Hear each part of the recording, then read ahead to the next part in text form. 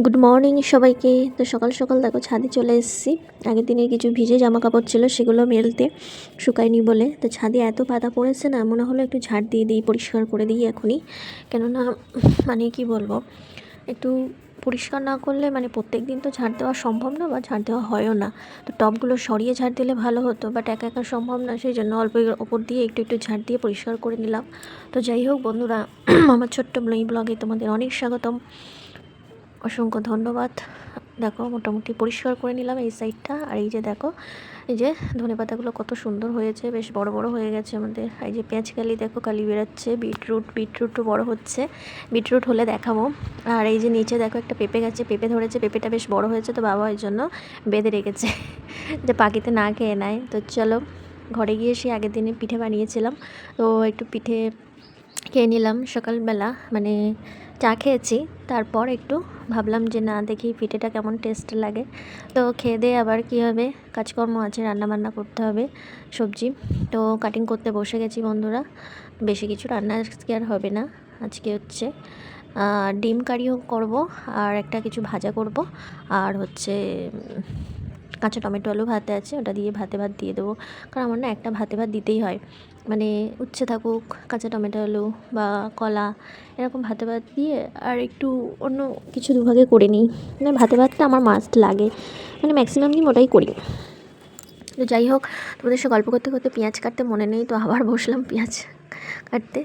তো রান্নাবান্না করে তাড়াতাড়ি খাওয়া দাওয়া করে নেবো আজকে। তো তোমরা কে কী খাওয়া দাওয়া করলে অবশ্যই কিন্তু বন্ধুরা জানিও। আর দেখো ডিম কারিটা কত সুন্দর হয়েছে, আমার তো বেশ ভালোই টেস্ট লেগেছে। তারপর এই যে আমার ছানাপোনাগুলোও আছে, এই ছানাপোনাগুলোর জন্য ভাত মাখছি। তো দেখো ওদের রিয়াকশনটা কেমন হয়।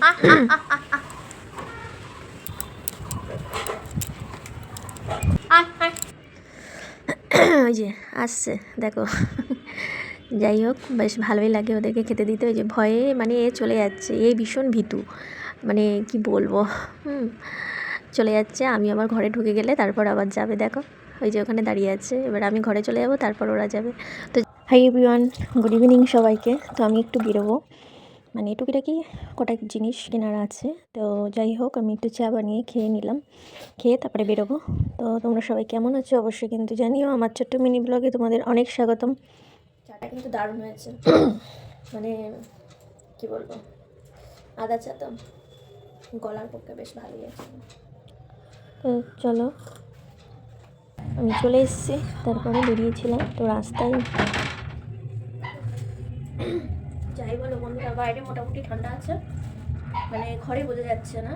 তো আমাদের দাদাভাই বাড়ি না থাকলে আমার খুবই প্রবলেম হয়, বাট কী করবো। এই একটু টুকিটাকি জিনিস আনতে গেছিলাম। এটা হচ্ছে একটু মিষ্টি, মানে প্যারার সন্দেশ আর একটা বিস্কিট নিয়েছি গোপালের জন্য। আর কালকে যেহেতু শুক্রবার, আমাদের দুধ কলা দিতে হবে, তো কলা আর দুধটাই ঘরে রেখে এসেছি। এই আর একটা চকলেট একটু বেরিয়ে এটাই নিয়ে আসলাম। তো যাই হোক, তো সবাই কেমন আছো? গুড ইভিনিং সবাইকে।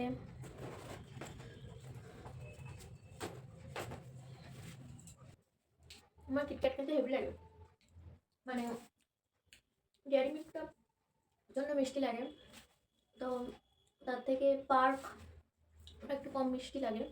আর সব থেকে ফেভারিট আমার হচ্ছে কিটক্যাট। যাই হোক, করো টাটা, ভালো তো খাই। আজকের মতো ব্লগটা এই পর্যন্তই, বাই।